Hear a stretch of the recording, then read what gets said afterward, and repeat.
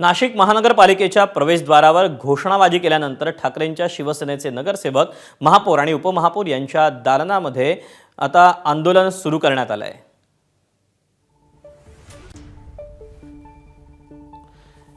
याबद्दलचे अपडेट आपण जाणून घेऊयात। मुकुल कुलकर्णी आपल्या सोबत आहे। मुकुल, सध्या काय घडतंय नाशिक महानगरपालिकेत?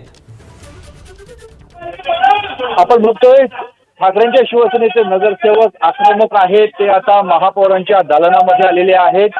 महापौरांची दालनामध्ये त्या नाहीये, त्यामुळे रिकाम्या खुर्ची समोर हे सर्व आंदोलक आता आंदोलन करत आहेत। त्यांचं म्हणणं आहे की महापौरांनी विशेष महासभा घेण्याची त्यांच्याकडे मागणी केलेली होती, त्याची तारीख अद्याप जाहीर केलेली नाहीये। त्याचबरोबर शहरामधले जे खड्डे होते त्या खड्ड्यांना कारणीभूत असणाऱ्या ठेकेदारांवर सदोष मनुष्यवधाचा गुन्हा दाखल केला जाणार होता, तो देखील झालेला नाही। असे असंख्य प्रश्न घेत ठाकरेंच्या शिवसेनेचे नगरसेवक आता आंदोलन करत आहेत। वास्तविक पाहता महापौरांनी 7 तारखेला विशेष महासभा घेण्याचं देखील जाहीर केलेलं आहे आणि त्याचबरोबर आता महापौर आणि उपमहापौर हे नाशिकच्या दुसऱ्या भागामध्ये काही रस्त्याच्या पाहणीसाठी गेलेले, त्यामुळे ते या दालनामध्ये नसल्याची माहिती त्यांच्या कार्यालयाकडनं मिळते। त्यामुळे आता खड्ड्यावरून राजकारण हे जोरात सुरू झाल्याचं आपल्याला बघायला मिळतं आहे। मात्र याला किनार आहे 5 मृत्यूंची। जे नागरिक नाशिककर जे जखमी होत आहेत, मृत्युमुखी पडत आहेत, त्यांच्या कुटुंबावर दुर्दैवी प्रसंग ओढवलेला आहे आणि त्यामुळे सध्या नाशिक शहरामध्ये आंदोलन सुरू आहे।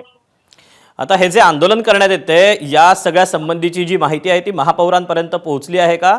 आणि पुढे आता या शिवसेनेच्या नगरसेवकांचा पवित्रा काय असणार आहे? शिवसेनेचे नगरसेवकांचं म्हणणं आहे की आम्ही आता इथेच बसणार आहोत, महापौरांना आम्ही जाब विचारणार आहोत, त्यामुळे हे सर्व आंदोलनकर्ते इथेच थांबणार आहेत। त्याचबरोबर येणारी जी विशेष महासभा होईल त्या महासभेमध्ये ठोस काहीतरी निर्णय घेतला जायला पाहिजे।